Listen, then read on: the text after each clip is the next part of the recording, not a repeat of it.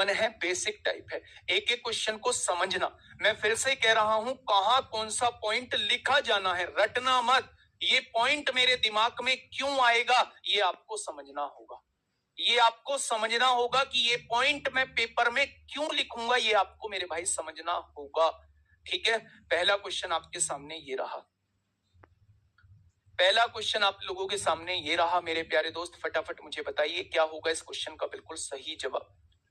दोस्त मेरे, क्वेश्चन ने कहा है क्रय मूल्य तथा विक्रय मूल्य का अनुपात दिया है, ये सीपी दिया है, ये एसपी दिया है।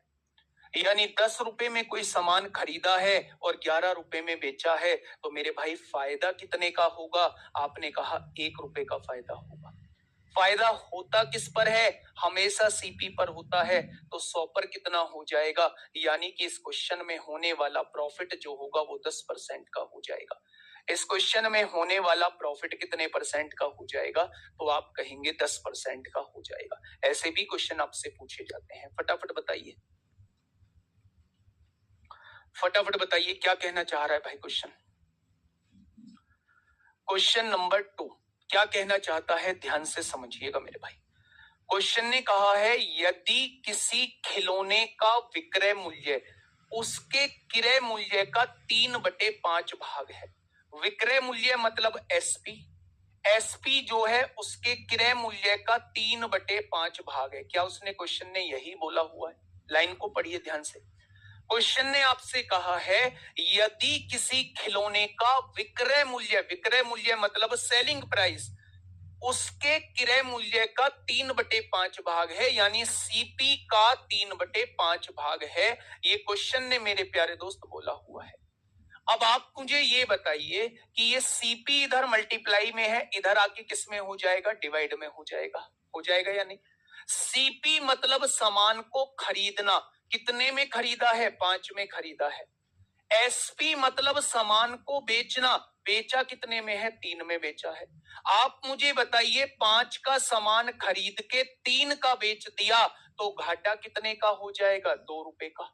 अच्छा, घाटा या फायदा होता किस पर है? आपने कहा सीपी पर होता है। 2 रुपए का घाटा होगा, सीपी पर होगा, तो 100 पर कितना हो जाएगा? तो आप लोग कहेंगे कि घाटे का प्रतिशत 40% हो जाएगा। आप लोग क्या कहेंगे? घाटे का प्रतिशत जो है वो 40% हो जाएगा। क्या इतनी बात आपके समझ में आई? शुरू के दोनों क्वेश्चन में आपको परेशानी नहीं है। आइए भाई साहब क्वेश्चन नंबर 3 की तरफ, थोड़ी सी पेचीदी वैल्यूज के साथ, थोड़ी सी पेचीदी वैल्यूज के साथ अब हम लोग आगे बढ़ते हैं।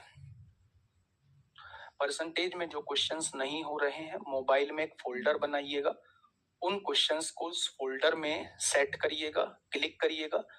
किसी की हेल्प मिलती है तो उन्हें जरूर लीजिएगा। बाकी कब मुझे ऐड करने हैं आप लोग मुझे भेज सकते हैं, आप लोग मेरे इंस्टाग्राम टेलीग्राम पे भेज सकते हैं। अगर मुझे सही लगेंगे तो मैं शाम के प्रैक्टिस सेट में उन क्वेश्चंस को जरूर एक बार ऐड करूंगा, जरूर ऐड करूंगा मेरे भाई, ये मेरा वादा है आप लोगों से। ठीक है, सारे क्वेश्चंस एक साथ ऐड नहीं कर सकता, कुछ क्वेश्चंस आज, कुछ क्वेश्चंस कल, कुछ क्वेश्चंस परसों। मतलब कि मेरे प्यारे दोस्त उस तरीके से हम लोग शाम के प्रैक्टिस सेट में ऐड कर रहे होंगे। ठीक है, यदि लागत मूल्य को ही क्रय मूल्य कहते हैं। लागत मूल्य कॉस्ट प्राइस ही होता है मेरे भाई। कितनी लागत लगी, लागत मूल्य ही कॉस्ट प्राइस होता है। अब ध्यान से सुनो, यदि लागत मूल्य विक्रय मूल्य का 72% है, लागत मूल्य मतलब सीपी, सीपी जो है वो विक्रय मूल्य का 72% है, यानी कि 72/100 है। यही तो क्वेश्चन ने कहा है। लागत मूल्य जो है वो विक्रय मूल्य का बच्चे 72% है, लागत मूल्य विक्रय मूल्य का 72% है, ऐसा क्वेश्चन ने बोला है। अब आप देखिए यहां एसपी गुणा में है, इधर आके एसपी भाग में आ जाएगा। आ जाएगा क्या?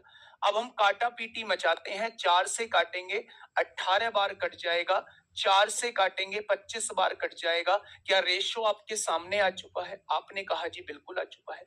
अब आप मुझे ये बताइएगा, क्वेश्चन ने मुझसे कहा है लाभ प्रतिशत क्या है।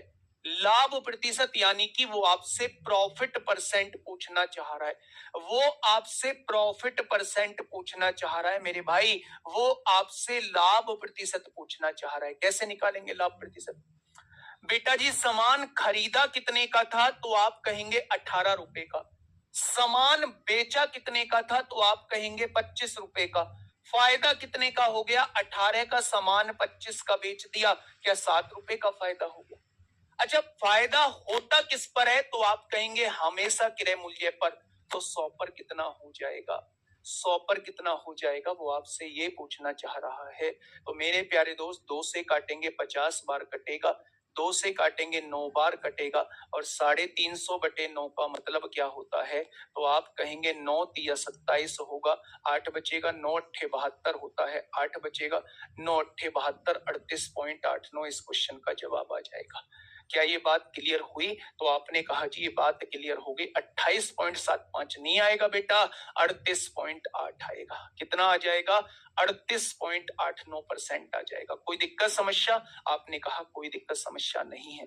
आइए फटाफट अगले क्वेश्चन की तरफ। ये सारे क्वेश्चन छुटके मुटके एग्जाम में पूछे गए हैं,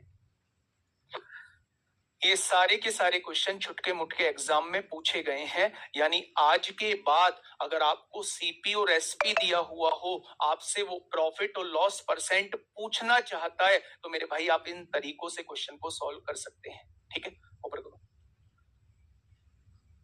ऊपर।